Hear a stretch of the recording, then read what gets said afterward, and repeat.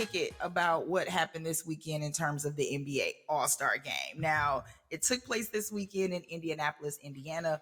From what I could see all across social media, it looked like the stars was out, which is dope. I think that's the best part of NBA All-Star. Honestly, the most fun for me is to, go kick it with all the celebs and go to the parties and all that good stuff. So that's great.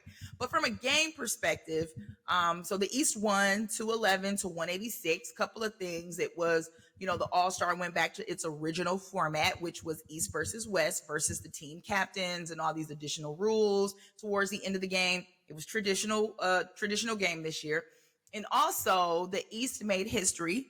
They scored 200 points, which was the first time in All-Star history that a team had scored 200 points in a game. So there was some history being made there. But there were also some moments that made us cringe, right? Where we were like, what are we doing? What the hell is happening in Indianapolis? I don't know what's going on. I don't really like it. I'm turning this off at 10 o'clock, right? So I felt like the best way that we could possibly break down, because there's so much to unpack, is just to kind of keep it tight a bit. So we're going to break this down with the good, the bad, and the ugly. So let's start with the good, which I believe is absolutely Steph versus Sabrina in the three-point shootout. So Steph Curry ended up winning the challenge 29 to 26. And Sabrina went first. So she already had Steph like tripping a little bit because she hit them 2 racks coming out the gate. And I was like, oh, we about to get Las Vegas All-Star Sabrina out here. She about to rack 37 up on him. It's going to be interesting, right? So she had Steph on his toes a little bit. But he made a comeback forward in the last rack. It was certainly, to me, the most entertaining part of All-Star. And guys, let me give you these numbers really quick, because total viewership and total audience peaked with 5.4 million viewers between 10 and 10:15 that evening, which was the time that Steph and Sabrina did their three-point challenge. That was the first time in 4 years that All-Star Saturday night had drawn in that many viewers. So it was legit something to behold. Dexter, let's start with you. What did you like about Sabrina and Steph doing their three-point challenge? Well, look, first of all, I like that it was something new. It's no shock that the numbers that you just mentioned there, Terrika, you saw that increase in viewership. I think it was plus 54 in the viewership at that time for that night that we haven't seen before with the NBA All-Star Saturday night.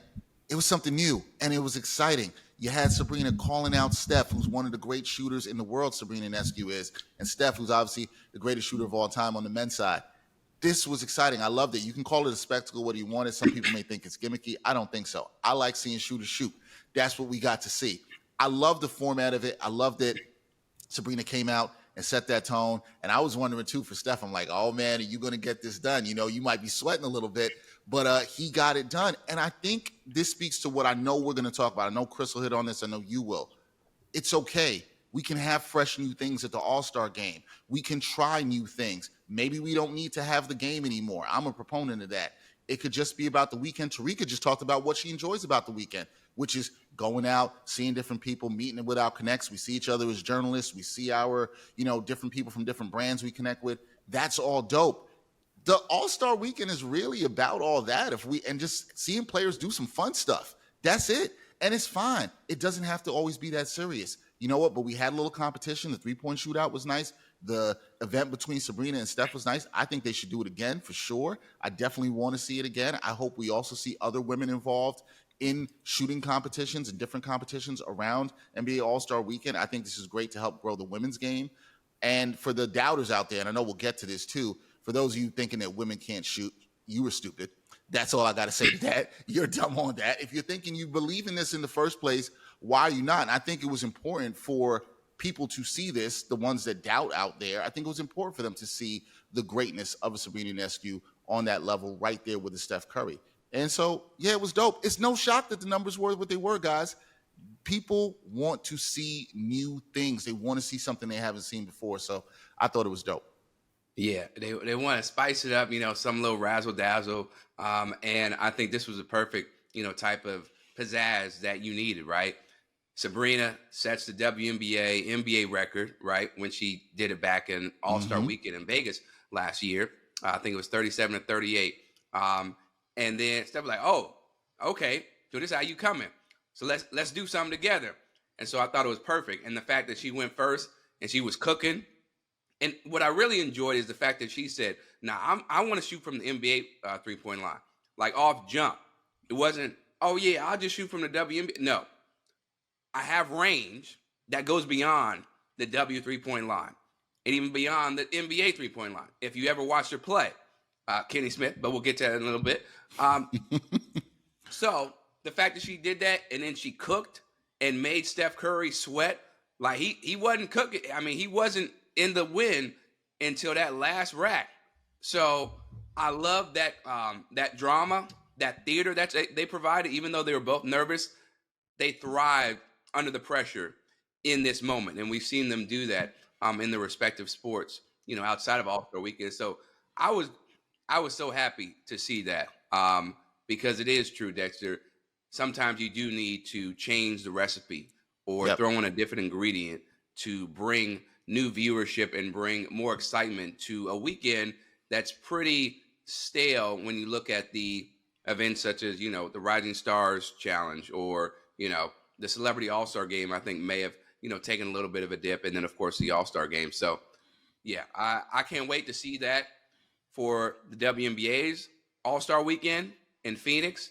I hope we can get that again with somebody else from the W or maybe even a college player coming out. But 100% loved it.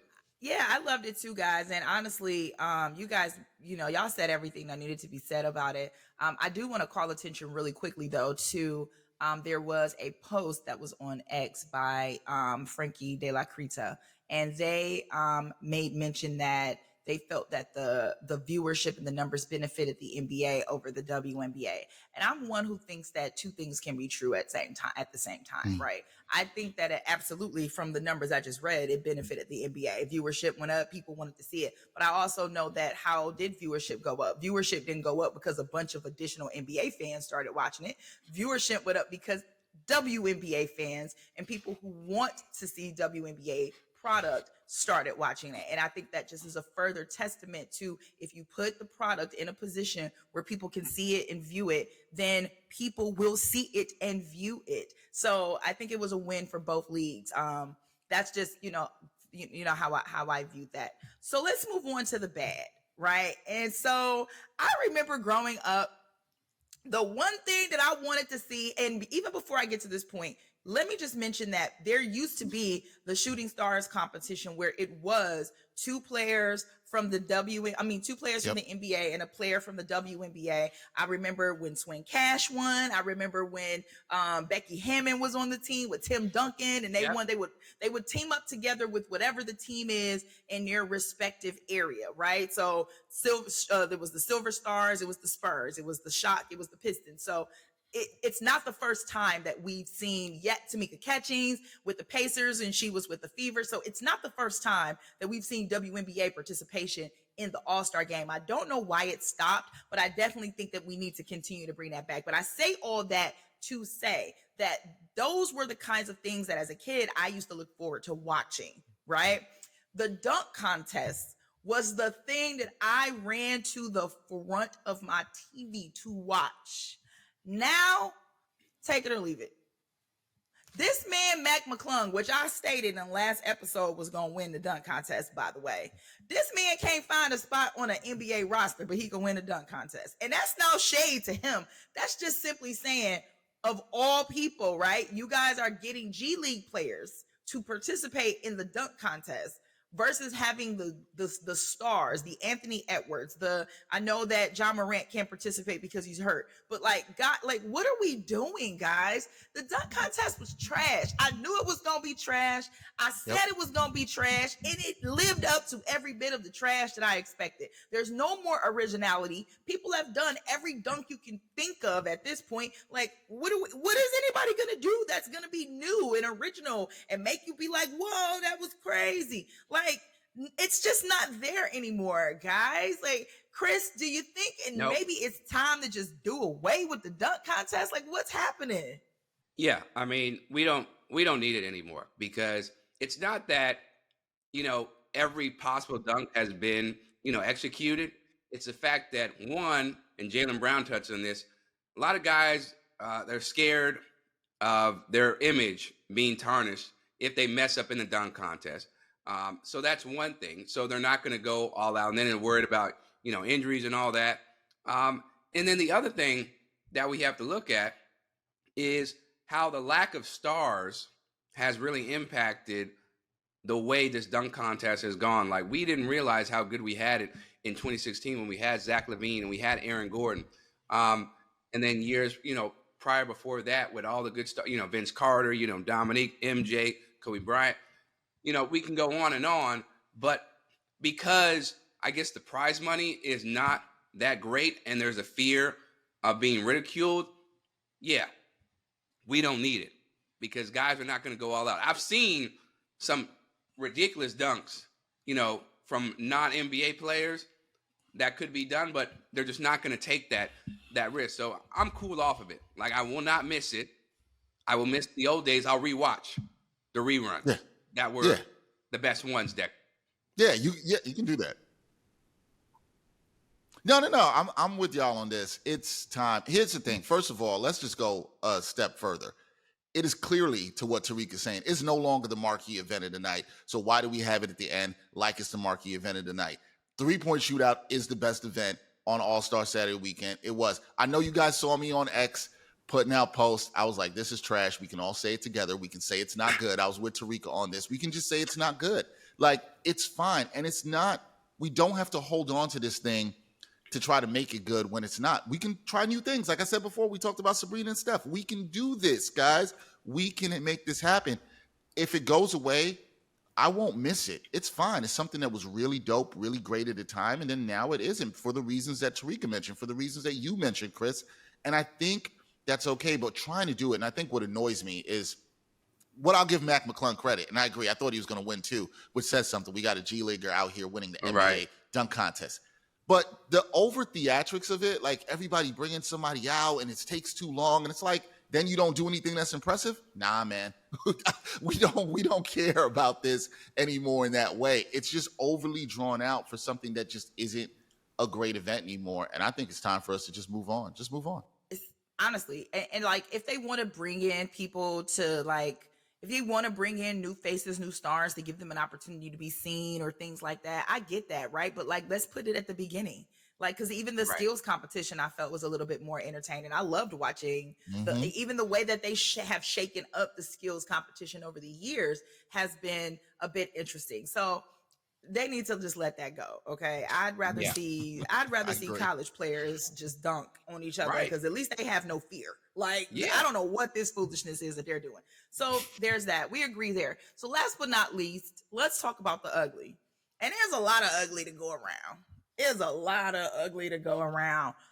First thing that comes to mind is your boy Kenny Smith. Kenny, now don't not invite me to the party no more, Kenny, after I say this, because the party do be lit. But the commentator, I mean, listen, I ain't gonna let the party be lit, Kenny. I appreciate the invite. But the commentating was just, it left much to be desired. Like, you should have been arrested, like the daggone sirens that you hear in the background right now. That's where you should have been, Kenny, because you were making comments throughout the night. Specifically, the ones that rubbed me the wrong way were the ones about Sabrina not having fair competition because she didn't shoot from, she should have shot from the women's 3-point line. And I looked at that and I said, okay, well, if you're going to say that, then you should have said that Steph should have shot with a WNBA ball. Like, you sound stupid. Like, this makes absolutely no sense. She was not only 3 points away from actually winning, but she shot as much, if not more, than the men in the actual 3-point competition. So what are we talking about? She would have won. She would have won the competition. So I'm trying to understand, why did he feel the need to try to belittle her in that way by making comments about she's a phenomenal shooter. And and that wasn't the only comment, but it was the one thing that I felt like this is what continues to spin this narrative about women in the W, about women when it comes to playing basketball, about women in sports in general. It's a competition because they're literally shooting against each other, but it's not a competition if you're a fan, because you are getting literally the best of both worlds. We did not need that from Kenny. So there's that. And then there is the actual game itself, because earlier I talked about the 200 points, but bro, You had 200 points in the damn basketball game. It was a bunch of layup lines and let's launch from the logo. And granted, I love to see good shooting, but at the same time, like, can you play some defense? Like, y'all starting to look like the Pro Bowl out here. You know what I mean? Like, it's really just not a good game. So I'm wondering, when it comes to the ugly Dexter, was it Kenny's comments or was it the actual game? Kenny's comments were uglier because I stopped caring about the actual game, right? Like, I think you make an interesting point there, Terrika, in comparing it to the Pro Bowl. But so let me just say something real quick on that. What happened with the Pro Bowl? You know what they did? They stopped caring about it as a serious game because it wasn't a serious game. So they started playing flag football. And you know what? Everybody's fine. It still serves the purpose that it is for the All-Star Weekend. People come, they have fun, they see the players, they play a little flag football, and everybody goes home. Maybe that's just what we need to do with the NBA. Stop expecting it to be a serious game. It is not a serious game. It's a glorified exhibition. I personally just don't care. Now, what I do care about is Kenny Smith's comments. And Kenny, you can still invite me to the party too. Not saying your parties ain't good. We just out here protecting the parties. That's it. But Terrika, I don't know when you heard it live, and Chris, you too, but I was kind of like, yo, what? Like, what did you think you were trying to accomplish here? That was the question for me, because I didn't know if he was trying to say that Sabrina needed more of a crutch in this situation, which didn't make sense to me. Sabrina called out Steph. What we should be celebrating and looking at this, like we talked about before in the last segment, is the fact that Sabrina is one of the best shooters on the planet. She's got the range. Chris mentioned that, how she has the range. This is her showing off the range. This is important, and I'm going to say this very specifically for young men who say that they like hoops, to see that a woman is out here with that same kind of range. Shooting, for those of us who hooped, a lot of us know it's about using your legs and the strength in that when you're shooting with your legs, okay? So that shows a lot of the strength she has there. Instead of celebrating Sabrina, you're tearing her down. Who I do want to give credit to in the ugly is Reggie Miller, because I think Reggie Miller did a good job of clapping back. I think oftentimes when these things happen, a lot of men stay silent and don't say anything. And I love that Reggie Miller said something, especially his sister, who's one of the greatest female basketball players of all time, no doubt about that. He said something and clapped back at it. And I think Kenny Smith, not in the moment realizing to just shut up and trying to double down, I thought was stupid. I think, like you said, Terrika, it further adds to these narratives and stereotypes about women's basketball and women athletes that are just absolutely despicable. And we have to shut that down. So to all the people that came at Kenny Smith on social media, props to you. To Reggie Miller, who said something, props to you. But this was uglier than the game, because I think we can say what the game is. We can say that the game, there's no defense played, it doesn't matter, whatever. These things in terms of the conversation around women and women athletes is really important for us to have this conversation like we're having now and saying, nah, Kenny Smith, that ain't it, bro. That ain't it. And I think that's all needs to be said, because it was ugly. That ain't it. It's not even the fact that he said it in the moment, but then, he goes on Stephen A's show the other day, and he says all those comments were much ado about nothing. I was actually advocating for her. And he goes on this monologue about how, it's muscle memory. And in a vacuum, I think as Siobhan said, good friend on X, said, yeah, that's cool, muscle memory. But then you have to also understand that if you knew anything about Sabrina's game, her muscle memory is to be shooting those long-ass threes. So you're not advocating for her. And then the other part was most people who understand basketball, they knew what I meant. So now you're trying to denigrate us. You're trying to say, oh yeah, we're stupid. The people that are bringing up these claims and have issues with it, which a bunch of them were WNBA hoopers. So do they not know basketball?